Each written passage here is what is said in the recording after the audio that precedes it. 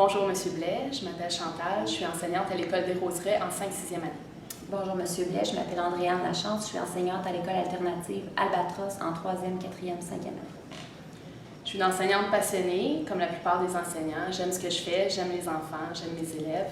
Et présentement, j'ai vraiment peur pour eux. J'ai peur parce qu'on me parle de nouvelles coupes et que présentement, l'école est déjà sous-financée depuis trop longtemps.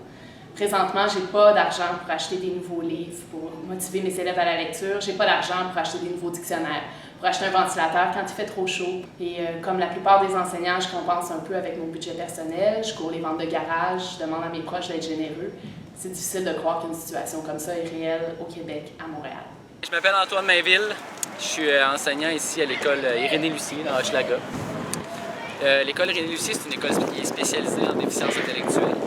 On accueille des élèves qui ont entre 12 et 21 ans, qui peuvent avoir des troubles associés, dont l'autisme. C'est une clientèle qui est particulière, qui a des besoins particuliers. Et puis, ce qu'on a l'impression, des profs ici, c'est que le gouvernement ne connaît pas les besoins particuliers de ces élèves. Ce qui se passe, c'est que si on regroupe des élèves qui ont une déficience, des élèves autistes ensemble, et qui sont trop nombreux, premièrement, ils ne peuvent pas faire des apprentissages. Deuxièmement, ils peuvent devenir agressifs, ils peuvent agresser le personnel, ils peuvent s'agresser entre eux. Ce qu'on voudrait, c'est que le gouvernement reconnaisse ces besoins particuliers-là. En fait, si la personne qui s'occupe du financement du gouvernement venait dans notre école, il se rendrait compte que ce qu'on demande, c'est pas la mer à boire. C'est simplement le strict minimum. On demande seulement que nos élèves soient bien, parce qu'ils ont le droit d'être bien, même s'ils sont différents. Puis qu'ils puissent faire des apprentissages, même si c'est des apprentissages qui semblent insignifiants aux yeux de certains. Nous, on sait que chaque petit pas est important. Bonjour, M. Blais. Je m'appelle Marie-Josée Dumas. Je suis enseignante au secondaire en éthique et culture religieuse. J'aimerais vous parler des ratios, du nombre d'élèves dans les classes. Vous savez, M. Blais, j'ai choisi l'enseignement parce que c'est un métier de relation. J'adore rencontrer mes nouveaux élèves à chaque année, apprendre à les connaître, les aider à devenir des adultes responsables.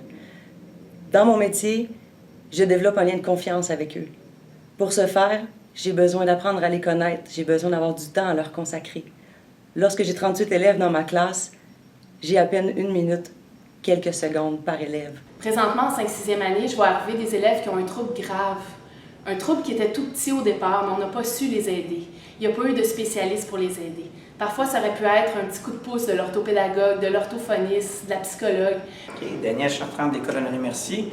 Il y a des élèves qui étaient en 6e année l'an passé, qui ont été recommandés par des enseignants, leurs enseignants ou enseignantes à l'époque, de poursuivre leur cheminement parce qu'ils n'avaient pas les acquis ou en 6e année.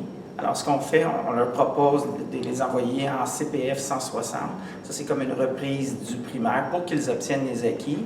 Et la réalité, c'est que cette année, ces mêmes élèves-là se retrouvent en secondaire 1, sans les acquis de 6e année, dans des classes qui dépassent les quotas permis. Et en plus, on en retrouve une quinzaine sur un groupe de 30 qui sont déjà avec des cotes. Le résultat, c'est que ces élèves-là sont probablement voués à l'échec cette année et ils vont être difficilement diplômables. Bonjour, M. Blais. Mon nom est Nathalie Tremblay. Je suis enseignante de français au secondaire. J'enseigne en 3e secondaire présentement et j'enseigne depuis 24 ans.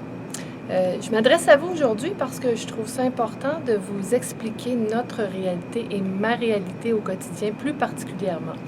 J'enseigne donc à des élèves dits réguliers dans une classe ordinaire, mais je vous informe qu'elle est de moins en moins ordinaire, cette classe. Et c'est au fil des années qu'on a vu les services diminuer et nos élèves de plus en plus arrivent avec des retards scolaires parce qu'ils n'ont pas eu les services nécessaires le moment voulu. Donc, moi, par exemple, dans une classe qu'on dit classe d'appui, appui signifie que ces élèves-là ont de la difficulté à répondre aux exigences, ce qui fait en sorte qu'il y en a peut-être un peu moins dans la classe. Cependant, il n'y a pas de service pour ces élèves-là ou si peu.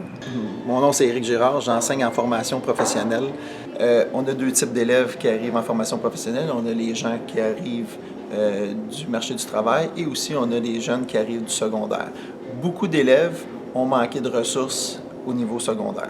Les difficultés que les élèves qui ont eues au secondaire ne peuvent pas disparaître comme par magie quand ils arrivent en formation professionnelle. Donc, ils transportent leur bagage en formation professionnelle, les difficultés qu'ils ont rencontrées Nous, en formation professionnelle, bien, on manque ces ressources-là parce que ce pas des ressources qui sont accessibles pour nous autres. Ça nous apporte souvent des problèmes de comportement.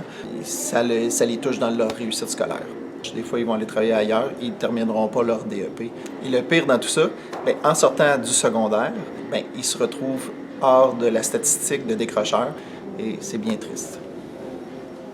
Un autre exemple concret encore là, des coupures en éducation. On avait un programme ici des petits déjeuners tous les matins qui était offert aux enfants. On offrait un déjeuner pour 50 sous aux enfants. Et cette année, encore en raison des coupures, donc le programme des petits déjeuners a disparu de l'école. Bonjour M. Blais, je m'appelle Lorenzo Benavente. Je suis un enseignant qui débute sa carrière à la CSDL. Si je m'adresse à vous, c'est entre autres parce qu'il y a une statistique qui m'inquiète beaucoup. C'est celle qui dit que plus de 20% des enseignants quittent le domaine de l'enseignement dans les 5 premières années de leur carrière. On vous demande d'investir en éducation.